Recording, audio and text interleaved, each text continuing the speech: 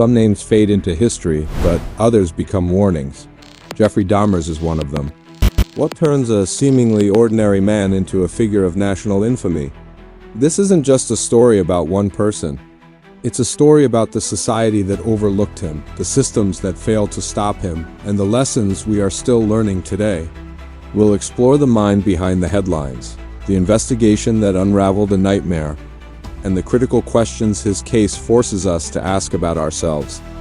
Born in 1960 in Milwaukee, Wisconsin, Jeffrey Dahmer's childhood appeared, on the surface, unremarkable. He grew up in a middle-class family, yet beneath this veneer of normality, troubling signs began to emerge. Friends and family later recalled a boy who became increasingly withdrawn and isolated. He developed a fascination with animal anatomy, a hobby that grew more intense and solitary over time. Teachers noted his lack of interest in school and his social awkwardness. These weren't just quirks of adolescence.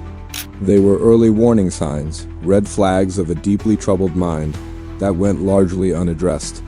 How many times are such behaviors dismissed as just a phase when they are actually cries for help or indicators of a darker path?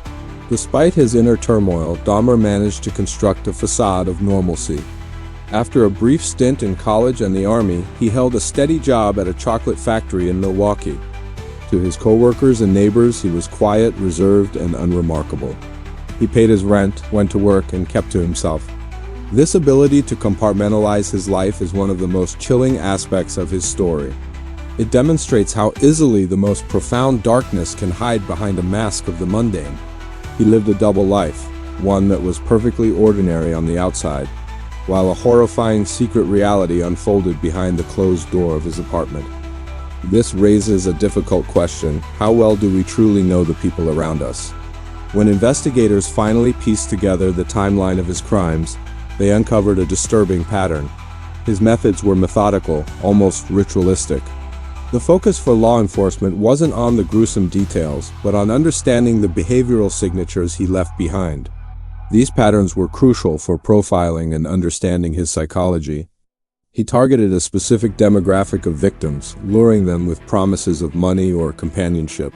The consistency in his approach was a key element that, had it been recognized earlier, might have connected the dots between multiple missing persons cases that were, for a long time, treated as isolated incidents. It was a methodical madness hidden in plain sight. The story of Jeffrey Dahmer is also a story of systemic failure. There were numerous missed opportunities by law enforcement that could have stopped him years earlier.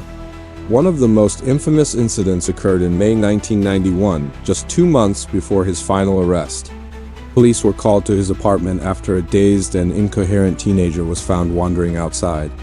Despite the boy's condition and the strange smell coming from Dahmer's apartment, officers accepted Dahmer's explanation that it was a simple lover's quarrel. They returned the boy to the apartment where he would become another victim. This tragic oversight highlights issues of bias, assumption, and a failure to investigate thoroughly. It wasn't just one mistake. It was a symptom of a larger problem that allowed a predator to continue his spree, protected by the indifference of the system. To understand Jeffrey Dahmer, we must look through the lens of psychology. Experts who studied him pointed to a complex mix of factors. He was diagnosed with several personality disorders, including borderline personality disorder and schizotypal personality disorder. Psychologists noted his profound feelings of loneliness, emptiness, and an inability to form healthy relationships. His crimes were seen as a twisted, desperate attempt to control others to prevent them from leaving him. He wasn't the evil genius sometimes portrayed in media. Instead, he was a deeply fractured individual whose psychological deterioration went unchecked for decades. His case became a critical study for forensic psychology, offering terrifying insights into how a complete breakdown of empathy and human connection can manifest. The end came not from a brilliant piece of detective work, but from a moment of sheer desperation. On July 22, 1991, one of Dahmer's intended victims managed to escape his apartment and flag down police. This time, the officers listened. When they entered apartment 213, the carefully constructed facade of normalcy shattered, revealing the true horror within. The discovery was not just a crime scene.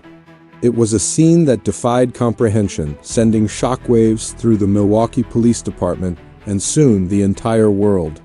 The quiet neighbor from the chocolate factory was unmasked, and the scale of his actions became a national nightmare. The media coverage was immediate and intense. Dahmer's name and face were plastered across every newspaper and television screen. The story became a global sensation, feeding a public fascination with the macabre. This frenzy, however, raised important ethical questions about journalism. Was the coverage informing the public or simply sensationalizing a tragedy? For the victims' families, the constant media storm was a source of immense pain. Their loved ones often reduced to footnotes in the story of their killer. The public's reaction was a mixture of horror, revulsion, and a morbid curiosity that turned the case into a cultural phenomenon, blurring the line between news and entertainment. During the legal proceedings in 1992, Dahmer's defense team argued that he was legally insane and therefore not responsible for his actions. The trial became a public forum on the nature of evil, sanity, and justice. The prosecution, however, successfully argued that despite his severe mental illness, Dahmer understood that his actions were wrong. He planned his crimes meticulously and took steps to avoid getting caught, proving he was legally sane. He was found guilty and sentenced to 15 consecutive life terms. In a final strange twist of fate, Dahmer himself was killed in prison by a fellow inmate in 1994, bringing a violent end to a life defined by it. The legacy of the Jeffrey Dahmer case is complex and far-reaching.